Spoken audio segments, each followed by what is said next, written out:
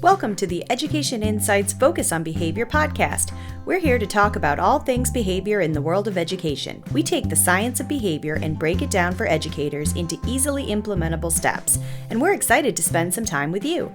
Get ready to talk through behavior, what works, what doesn't work, and how we can all improve our work in schools so we as educators can be more fulfilled and our students can be more successful. Welcome to Education Insights Focus on Behavior. I'm your host, Dr. Selena Layden, and I'm joined by my co-host today, Daniel Irwin. Hey, Daniel. Hello. And Dr. Daria Lorio Barston. Hey, Daria. Hi, everyone. And we're also happy to have our producer, Emily Muse. Hey, Emily. Hello. All right, with that, let's dive in. This is a special episode of our podcast where we're going to take a deep dive into the 7 dimensions of behavior. In 1968, an article was published in the first issue of the Journal of Applied Behavior Analysis, and that article, Some Current Dimensions of Applied Behavior Analysis, is a seminal article in the field of behavior analysis and discusses 7 dimensions. These are applied, behavioral, analytic, technological, conceptual systems, affective, and generality. These help to inform the science of behavior that we focused on, and we've actually made it through almost all of them. We are on our last one today, which is going to be technological. So in the article, technological is described as the techniques making up a particular behavioral application that they are completely identified and described. So what does that mean in real life? I'm glad you asked, Selena. When I was reading through the article, they gave a pretty good example of something that I think might come up a lot in classrooms. And basically, technological means that if we're implementing some sort of behavioral application or intervention, that we think about and fully define and describe what that intervention is. And so, something like social reinforcement. We might say, oh, we provide social reinforcement when the student does A, B, and C. But that may not be enough to sort of describe what's actually happening. And so we might need to be more specific about how and how we're saying it, what we're saying to the student when we're providing social reinforcement. So basically, anybody that kind of read the description of that intervention would be able to do the thing with a level of fidelity. Yeah, Daniel, I really like that very technical definition of do the thing, right? All joking aside, though, I really loved how Bayer described that we need to describe procedures in such a clear manner with considerable detail that a typically trained reader can replicate it. And that's the quote that really jumps out at me because I think if we think about that typically trained reader, right, that the purpose of us describing what we do is with a hope that somebody else can replicate the same procedure. And so that kind of nugget is very helpful for me to know then how I need to describe things so that other people who are familiar enough with the science, who are familiar enough with the work, but who maybe as a very brilliant professor at William and Mary, Dr. Judy Harris says, a naive reader, right? Someone who is interested and willing to go on this journey with you, but needs detailed information to be able to follow it. So I think if we think about technological and think about the typically trained reader as our audience with the intention of replication, I think that gets us to a pretty good technological description. Yeah, so I think where this comes into play, particularly in schools, is we have a lot of interventions that we use that we think we have shared common definitions around, but we might not. So things like social skills instruction. Well, what is that? What does that look like? And could we just say, if I were to say, hey, Daniel, I want you to implement social skills instruction, would you feel confident knowing what exactly to go do in your classroom? I think that's such a good point because I think there's so many things that are like that. And what a great example you provided. I think, Daniel, what you're saying is that it's pretty common for people to have very different definitions of behavior. And I think, especially in schools, particularly when we start talking about some potentially interfering behaviors, right? Folks definitely have a tendency to define it very differently.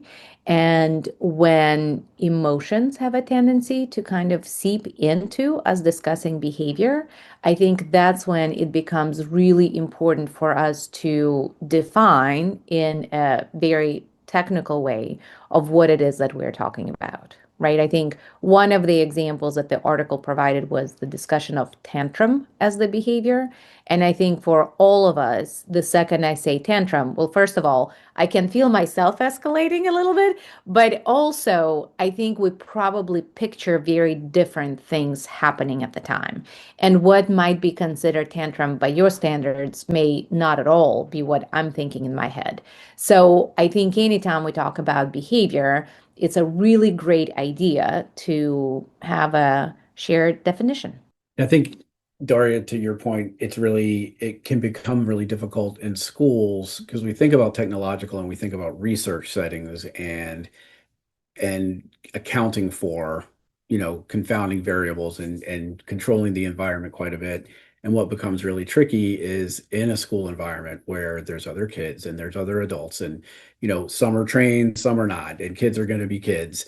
Really thinking about how difficult it can be to say, well, if behavior one happens, this tantrum, and it looks like this, how are we going to react? And then trying to think through all of the different things that could also happen and how to sort of respond or react or change your intervention based on all of those things.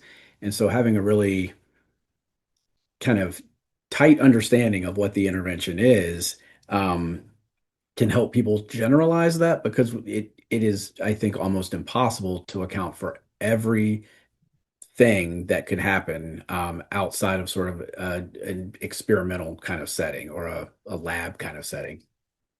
Yeah, Daniel, you are so spot on. And I think the other part is the more we are able to be technological with our definitions, the more I believe we can empower other people to be able to replicate the practices that we do, right? Because then and really this is where I think all the dimensions are working together. So it's very fitting that this is the last dimension that we're discussing. But I think sometimes people have a tendency to watch a behavior analyst or behavior specialist working with a student and say, well, yeah, sure, they're doing it for you, right? As if it's your personality, your things all together that make the science work, when in fact, it's the appropriate application of behavioral science. So I think when people understand the procedures with enough detail and understanding kind of the why, then I think that they learn how to do it. And there's that self-empowerment and self-efficacy that can get tied into that. And to that point too, we think about kids working through the grades, and they're every year are going to have different staff, different teachers, different people who are there to support them. And when we think about being technological, that can help that transition quite a bit from kindergarten to first grade, from first grade to second grade, because we all have sort of that shared understanding of what an intervention looks like or what works for a student. And it also gives us the opportunity to think about how to fade those supports over time, that these are the things that are effective for the student and how can we sort of make those interventions look more like kind of the natural environment or the natural reinforcement that's happening in their school environment. Yeah, I also think this is, as Darwin was kind of talking about the interplay between the dimensions, like generality comes into play here. So if you write something clearly enough that different people can do it in different settings, whatever the case may be, so that it's not, oh, we only can do this when the behavior analyst is here, or we can only do this when the school psychologist is here. But we can do this in the classroom, in the gym, in the library, on the playground, because we all have a clear understanding of what it is. And to follow up on that, because schools are so different and we're really thinking about the applied nature of the science, it may take some changing to look at what a reinforcement strategy or what a support strategy might look like in the gym versus the classroom. And being very specific about being able to define what's different and why it's different can help the team kind of understand those differences and why they may be in place and how to make them more user friendly or doable or replicable, given the changes in those settings or contexts. And Daniel, I think it's precisely in those conversations that technological definitions become really, really important, right?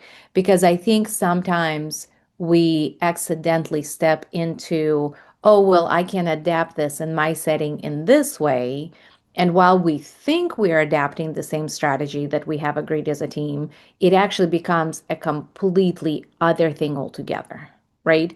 And so I think it's important to preserve the kind of the core features or to preserve the behavioral principles of the intervention.